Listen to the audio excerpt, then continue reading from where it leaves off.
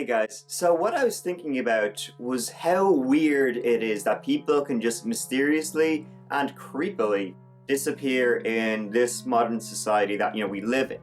You've got, your phone, your GPS, Snapchat even tracks where you are at all times. How do people just vanish without a trace?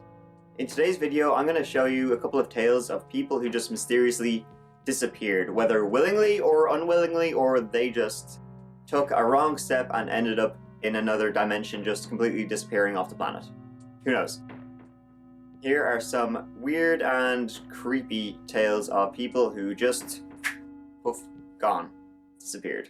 Amy Lynn Bradley is an American citizen who disappeared during a Caribbean cruise on the Royal Caribbean International cruise ship Rhapsody of the Seas. On the morning of March 24th, 1998, Bradley had been drinking in the dance club with the ship's band, Blue Orchid.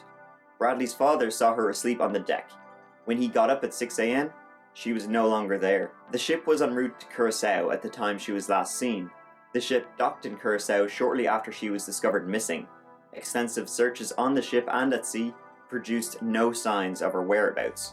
There were two possible sightings of Bradley in Curaçao in 1998 and 1999. Two Canadian tourists reported seeing a woman resembling Amy on a beach in Curaçao in 1998. The woman's tattoos were reportedly identical to Bradley's. A member of the Navy said he saw Bradley in a brothel in 1999. He claims that she told him her name was Amy Lynn Bradley and that she begged him for help.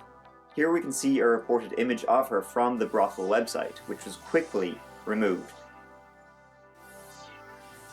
Pennsylvania District Attorney Ray Gricar disappeared in 2005. Gricar had previously declined to press charges against Penn State football coach Jerry Sandusky, following accusations of child sexual abuse, only for the coach to be found guilty of those same accusations 13 years later.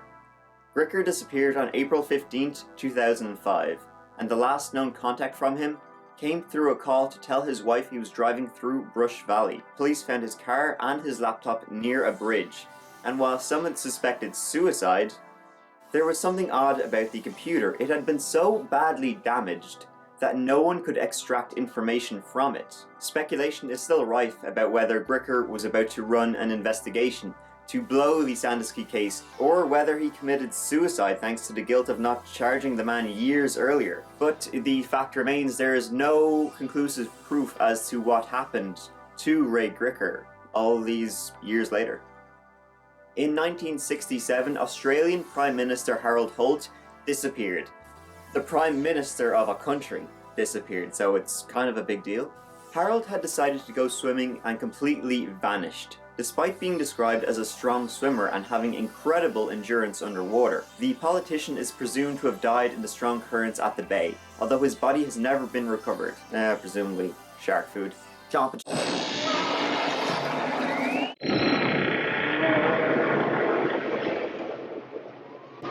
The fact that a country's leader can just vanish, it's puzzling. And naturally there was a raft of conspiracy theories, extending from death by shark, Soviet assassination, kidnapping by Chinese submarine, and alien abduction. Because to conspiracy theorists, they're all a lot more interesting than just somebody more than likely drowning. Holt had been Prime Minister for 22 months when he disappeared. In 2003, American pilot and engineer Ben Padilla arrived in Angola to supervise the refurbishing of a Boeing 727. The job went well and the aircraft was soon ready to fly out of the country. However, when the 727 taxied onto the runway one evening for a routine engine test, it made a sudden unauthorized takeoff with no communication with the tower. With its transponder disabled, the 727 headed off towards the Atlantic Ocean and has not been seen since. This was post 9/11, so people were fully expecting it to reappear again, crashing into a nuclear power plant. It didn't, and it's never been seen again. Crew member Rebecca Coriam disappeared off the cruise ship Disney Wonder off the Pacific coast of Mexico on the morning of March 22nd, 2011. She was last seen in the crew lounge, where a security camera recorded her during a phone conversation. that appeared to be causing her some emotional difficulty. The case remains under investigation, and her whereabouts since that phone conversation have not been established.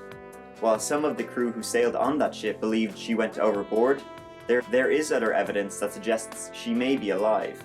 Her parents have been critical of Disney's handling of the investigation, believing the company knows more than it claims to, and has been more interested in avoiding unfavourable publicity than solving the case. Weeks after Coriam's parents returned home after searching, in early May, her mother received an email from Rebecca's bank reporting that there had been activity on one of her accounts in the weeks since the disappearance. On the day before the anniversary of her disappearance, her father received an email from a woman who claimed to have seen Rebecca with a dark-haired man on the street in Venice. In October 2011, Guardian journalist John Ronson took the Disney Wonder along the same route and made inquiries while aboard.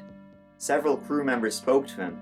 They suggested that more was known about her fate than Disney or the Bahamian police had publicly admitted. All crew members who spoke to him insisted that Coriam had gone overboard from the crew pool.